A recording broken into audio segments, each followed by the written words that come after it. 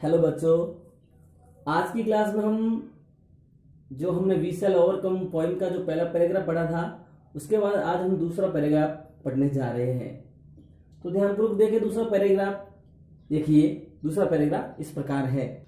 We'll walk hand in hand, we'll walk hand in hand, we'll walk hand in hand someday. Oh, deep in my heart, I do believe we walk hand in hand someday. Well की जो full form है वो है we शैल। ये short है। हम ये भी एक ग्रामेटिकल पार्ट है, ये जब आगे आएगा कि ये वी शैल वेल कैसे बना, ये हम उसके बाद उस पर भी हम कुछ पढ़ेंगे, पर अभी हमारे विषय नहीं है। अभी हमारा विषय पोइम है, तो हम इस पोइम से संबंधित पढ़ेंगे। चलिए देखिए, जो well walk hand in hand, walk यानी चलना, हैंड इन हैंड मतलब हाथ में हाथ थामे, हम चलेंगे साथ साथ। इस कहने का मतलब है well walk hand in hand, हम चलेंगे साथ साथ। दूसरी पंक्ति well walk hand in hand someday, हम चलेंगे साथ साथ लेकर हाथों में हाथ एक दिन। ओहो डीप इन माई हार्ट, मन में है विश्वास, आई डू बिलीव पूरा है विश्वास, well walk hand in hand someday. आपने पढ़ा well walk hand in hand someday. तो वॉक यानी चलना, हैंड यानी हाथ। इससे संबंधित कुछ जो स्पेलिंग्स है वो देखिए, ये रही इससे संबंधित कुछ स्पेलिंग्स। वॉक यानी चलना, हैंड यानी हाथ।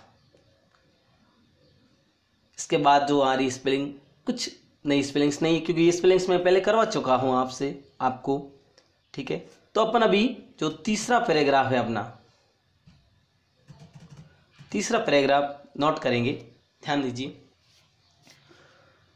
We are not afraid, we are not afraid, we are not afraid today. Oh deep in my heart I do believe we are not afraid today. तीसरा paragraph, we are not afraid, हम afraid यानी भयभीत, डरे हुए, afraid. We are not afraid, हम भयभीत नहीं हैं। वी आर नॉट अफ्रेड, हम भयभीत नहीं हैं।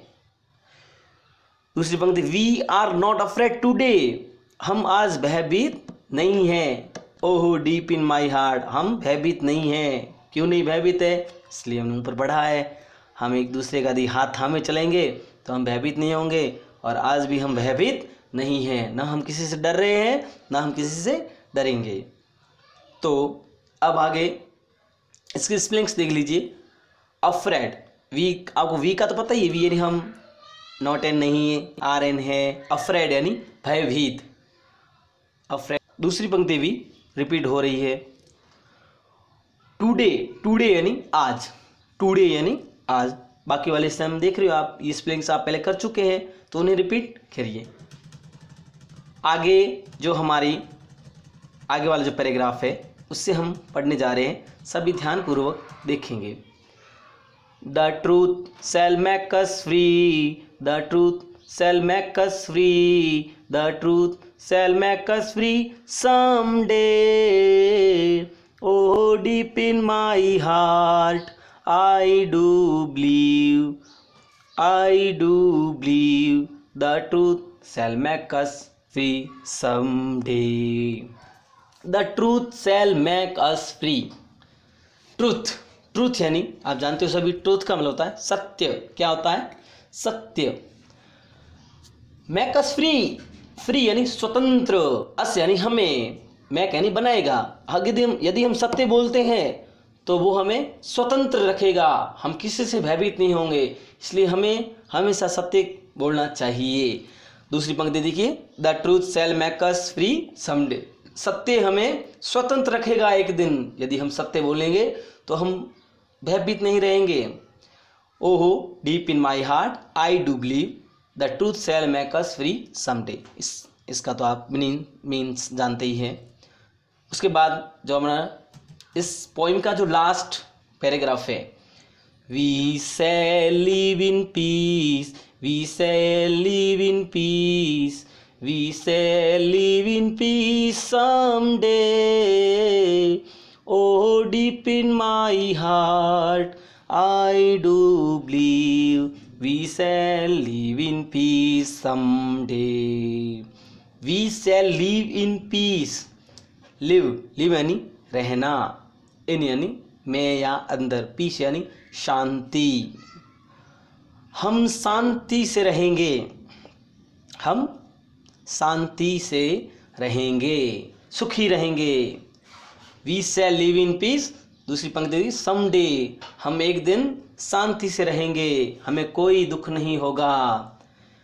ओहो डीप इन माई हार्ट, ओहो मन में है विश्वास, आई डू बिलीव पूरा है विश्वास, we shall live in peace someday, हम एक दिन शांति से रहेंगे।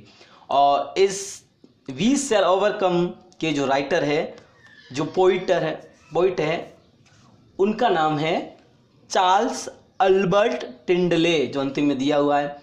हम होंगे कामयाब, पता ही है आपको, गिरिजा कुमार माथुर। और ये इसके वी शैल जो अंग्रेजी वर्जन है उसके लेखक है चार्ल्स अल्बर्ट टिंडले। चलिए अब देखिए, अब कुछ स्पेलिंग्स है, देखिए आप जो भी आपको काफ़ी स्पेलिंग कुछ करा चुका हूँ मैं ऊपर ही पहले ही। अब देखिए ट्रूथ यानी सत्य, मैक यानी बनाना, फ्री यानी स्वतंत्र, ये बाकी सेम रिपीट हो रही है वापस सेम लाइन्स, और जो दूसरी वाली वो मैं आपको करवा चुका हूँ पहले ही। जो लास्ट पैराग्राफ है इस पोएम का, उसके अंदर देखिए लीव यानी रहना, तो ये स्पेलिंग्स आपको मैं दे रहा हूँ। लीव यानी रहना, पीस यानी शांति, ये वापस सेम लाइन्स रिपीट हो रही है, तो उसको दोबारा करने की स्पेलिंग लिखवाने की ज़रूरत नहीं है।